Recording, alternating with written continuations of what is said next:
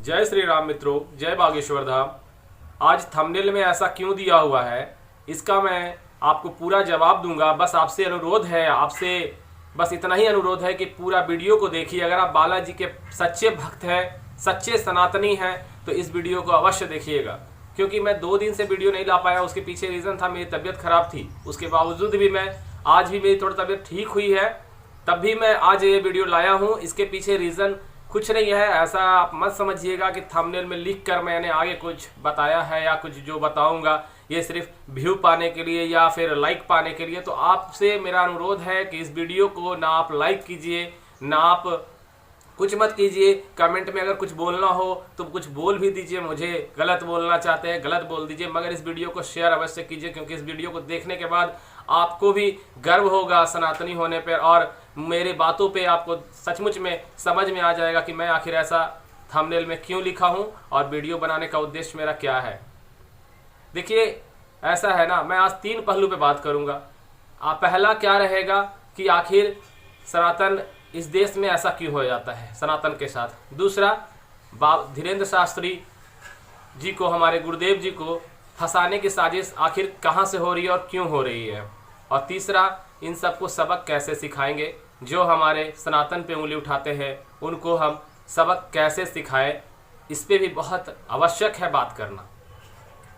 तो पहला, इस देश का दुर्भाग्य है, जिस देश का इतिहास ही सनातन से जुड़ा हो, जिस देश में अयोध्या राम मंदिर का मुद्दा, यानी आप समझ सकते हैं राम जी का घर हो, इस भारत देश में यहाँ का इतिहास चीख चीख कर चिल्लाता है, चिल्ला चिल्ला कर कहता है। यहाँ की मंदिर चीख चीख कर कहती है कि मैं हजारों वर्षों लाखों वर्षों पुराना हूँ, मैं सनातन का अस्तित्व हूँ, सनातन के बारे में वो चीख चीख कर चिल्लाती है, कहती है हम सबसे।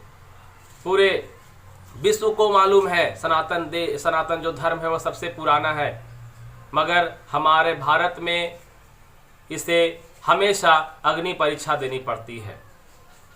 जिस देश में कृष्ण जी का आवास घर हो, जिस देश में राम जी का घर हो, जिस देश में ऐसे ऐसे महापुरुष जन्म लिए हो, गुरु गोविंद सिंह, महात्मा बुद्ध, बहुत सारे हजारों नाम हैं जो सनातन धर्म के पीढ़ी को बचाकर हम लोग को दिए। जिस देश में सर कटने का काटा जाता था, अगर आप हिंदू से अगर आप मुस्लिम या इस्लाम धर्म नहीं कबूल करते थे, उस देश में सनातन को बचाने वाले हमारे पूर्वज जो बचा कर रखे, आज उनको फिर से अपने बारे में और अपने ही देश में उनको हमेशा अग्नि परीक्षा देनी पड़ती है, साक्ष्य देना पड़ता है, सबूत देना पड़ता है, हमारे मंत्रों की ताकत को उसे बताना पड़ता है। जिस देश में आप समझ सकते हैं जहाँ के महापुरुष 16वीं सदी में सूर्य से पृथ्वी की दूरी बता दिए थे, युग सहस्र योजन पर भानु लिलियो ताहि मधुर फल जानू। 17वीं सदी में वैज्ञानिकों ने शोध किया तो पता चला कि सूर्य से पृथ्वी की दूरी इतना है जितना कि हमारे हनुमान चालीसा में लिखा हुआ था। हनुमान चालीसा पहले लिख दिया गया। अब आप बताएं, मंत्रों की ताकत अगर नहीं है, हमारा साक्ष्य नहीं है, तो हमें कैसे मालूम चल गया या हमारे पूर्वज ऐसा कैसे लिख के चले गए। आज भी जहाँ भी खुदाई होती है वहाँ सिर्फ क्या अवशेष निकलता है, सनातन धर्म का अवशेष निकलता है। शिव जी निकल जाते हैं, विष्णु जी निकलते हैं। उसके बाद भी हमें अपने धर्म के बारे में लोगों को चीख चीख कर कहना पड़ता है कि नहीं, हमारा धर्म सबसे पुराना है। जो अभी जन्म लिए हैं, जिनका 1600-1700 साल पुराना उनका अस्तित्व है, वो हम पे उंगली उठाते हैं। अभी आप सुहानी शाह के बारे में समझ रहे होंगे। सुहानी शाह अभी मीडिया पे पूरा छाई हुई है। वो एक जादूगर है, बहुत अच्छी जादूगर है, लेकिन उसने क्या किया, हमारे गुरुदेव पे, हमारे सनातन धर्म पे सीधा सा एक वार कर दिया।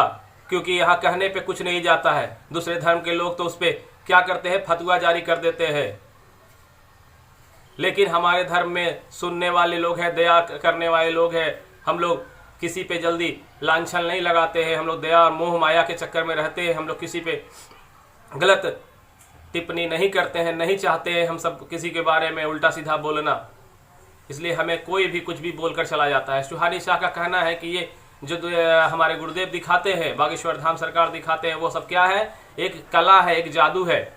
इसे ये खुद भी कहती है कि मैंने पढ़ाई नहीं किया है, बचपन से मैंने पढ़ाई नहीं किया, सिर्फ जादू और जादू सीखने में ही मैंने पूरा समय बिता दिया। सच वो कहती है वो पढ़ी नहीं है, क्योंकि अगर वो पढ़ती, शास्त्र का अध्ययन करती और हमारे मंत्रों का उच्चारण करती, तब उसे पता चलता कि जादू और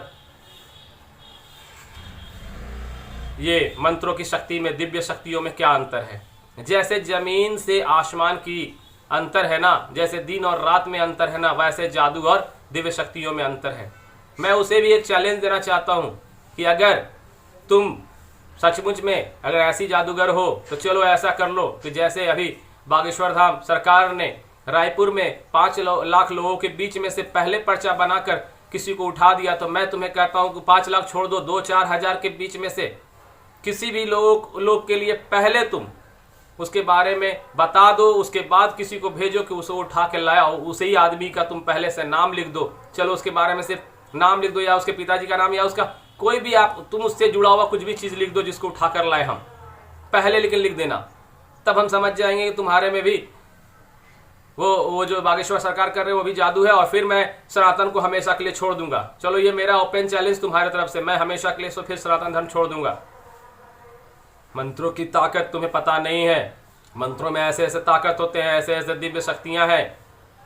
आपको पता होना चाहिए कि भारत देश ही ऐसा है जहां आयुर्वेद दिया है। हमारे भारत देश ने ही आयुर्वेद से इलाज सबसे जब हार जाता है, जब एलोपैथिक होम्योपैथिक जब सब जगह से हार जाते हैं लोग, तो लास्ट में आयुर्वेद की तरफ पहुंचते हैं, क्योंकि आयुर्वेद हमारा पुराना इलाज है, इलाज पद्धति है, वो भी तो सनातन का है। आयुर्वेद में हमारा ही तो सब कुछ दिया हुआ है कि हाँ कैसे आयुर्वेद और कैसे जड़ी बूटी काम करती है, किस रोग में क्या, बीमारी में क्या जड़ी बूटी को खिलाना चाहिए, ये सनातन की तो है। किसने दिया है इसे? लेकिन चलिए मैं उस पॉइंट पे बात नहीं करता हूं, दूसरा पॉइंट बात करता हूं कि आखिर बागेश्वर सरकार के पीछे सब क्यों पड़े हुए हैं। इसका सबसे बड़ा कारण आप जानते हैं, जब से बागेश्वर सरकार बागेश्वर धाम में हमारे गुरुदेव क्या किए हैं, धर्मांतरण के विरोध में काम करना स्टार्ट किए। धर्मांतरण जो हो रहा था उसे वो विरोध कर दिए, उसे वो जितने भी हमारे हिंदू भाई दूसरे धर्म में चले गए थे, मिशनरी धर्म में अपना लिए थे या फिर किसी और धर्म में अपना लिए थे, वो उसको फिर घर वापसी करवाने लगे। तब जाकर इन लोगों को जो हम सनातन विरोधियों हैं, सनातन विरोधी सब हैं, इनके सीने पे सांप लौटने लगा। इनको लगा कि ऐसा कोई ऐसा महात्मा आ गया है जो पूरा देश का काया पलट देगा, सनातन की इतना ऊंचा ले जाएगा, सनातन को, सनातन की फिर से जो है वही अलग जगा देगा। और हमारा जो चल रहा है प्लान, उन लोग का जो प्लान चल रहा था देश को तोड़ने का, देश के सनातन को बिगाड़ने का, आपको पता होगा कि सनातन सिर्फ अब एक ही हमारा देश है, भारत देश जहाँ पे बचा है, उसके बाद पूरा देश दुनिया में सब सनातन तो खत्म ही होते जा रहा है। इसका प्लान है कि भारत से भी सनातन को पूरी तरह से हटा देना।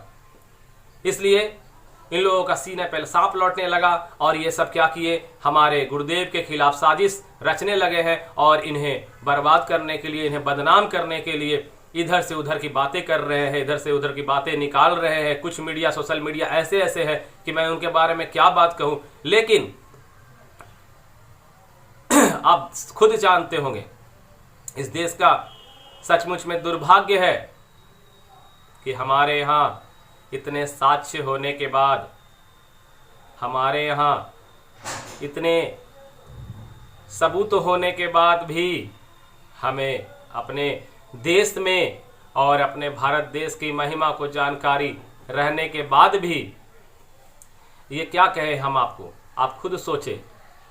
जिस देश में राम जी राम कथा हो, जिस देश में राधे कृष्ण का नाम गूंजता हो, बजरंगबली का पूजा हो, झंडा फैलता हो, फहराता हो हर जगह, तो एक मिनट बस खांसी आ गई थी।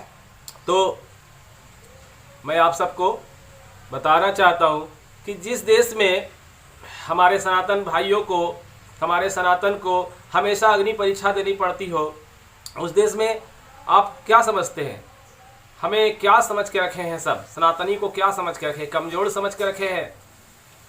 हम ही क्या बार बार अग्नि परीक्षा देंगे? हमारा साक्ष्य होने के बावजूद भी हम ही बताएंगे आप सबको। इस देश का दुर्भाग्य है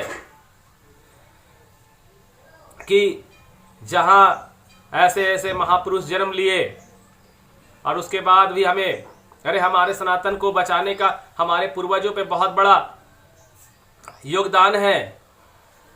जब इस्लाम धर्म, जब ये मुगल साम्राज्य था ना, तो उसे इस्लाम धर्म अपनाने के लिए उन्हें काटा जाता था, उन्हें मारा जाता था, बोला जाता था इस्लाम धर्म अपना लो। लेकिन हमारे धर्म गुरुओं ने उस समय साहस किया और बचा के रखा हम सबको। एक मिनट। लेकिन अब बहुत हुआ। अब सनातन के खिलाफ अगर उंगली उठाते हैं कोई, तो हमें उनका जोरदार जवाब देना होगा। जवाब ऐसा कि अब आज से अगर कोई सनातन के खिलाफ बोलता है, हमें करना क्या है, मैं अब पॉइंट पे आ जाता हूं। आज से अगर सनातन के खिलाफ कोई भी मीडिया चैनल दिखाता हो, तो उसको आप पूरी तरह से, मेरे मित्रों, मेरे सनातनी, मेरे हिंदू भाइयों, जाति और जातियों में मत बंटो। हिंदू हो, सनातनी हो, बस एक जात में रहो। हिंदू एक धर्म है तुम्हारा, सनातनी बस इतना ही में रहो। कोई जातवाद तो पॉलिटिशियन, पॉलिटिक्स हमारे सब बिगाड़ के रख दिया है। ये सब चक्कर में मत पड़ो। करना क्या है, आज से कोई भी मीडिया चैनल अगर हमारे गुरुदेव के खिलाफ या सनातन के खिलाफ अगर कुछ भी उल्टा सीधा अनर्गल छाप रहा, अपने टीआरपी के लिए अपने को दिखा रहा है, सुहानी शाह को ला रहा है, कभी इसे ला रहा है, कभी उसे ला रहा है, तो उस मीडिया चैनल को पूरी तरह से बाइकआउट कर दीजिए। चाहे वो कोई भी मीडिया चैनल हो, पूरी तरह से बाइकआउट कीजिए। उसका टीआरपी पूरा गिरा दीजिए। उसको जमीन पे ले आइए, उसको एहसास दिलाइए कि सनातन की ताकत क्या है।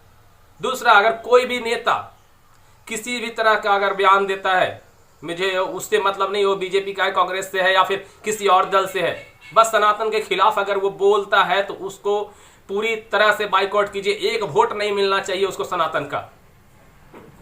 और तीसरा, अभिनेता, यही तीर बिगाड़ के रखे हमारे देश को। अगर अभिनेता अपना अभिनय करने के अलावा इस तरह का कोई धार्मिक बातों को और धार्मिक कथाओं पे दिखाता है, तो उसे पूरी तरह से बाइकआउट कीजिए। उसका एक टिकट नहीं खरीदिए।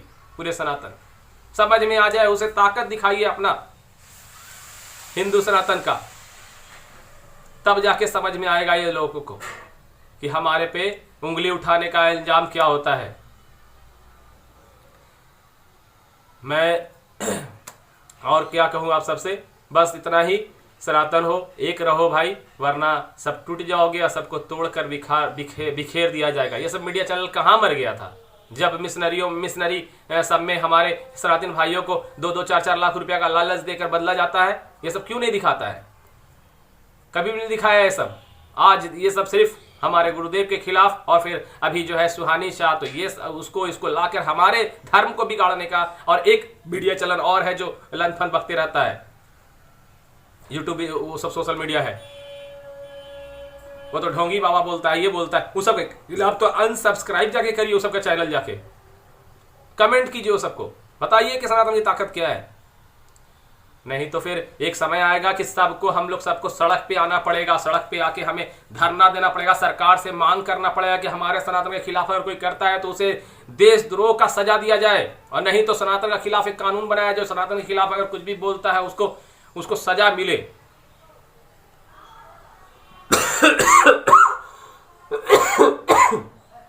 जय बागेश्वर धाम, जय बालाजी, जय श्री राम। मित्रों, आज के लिए बस इतना ही।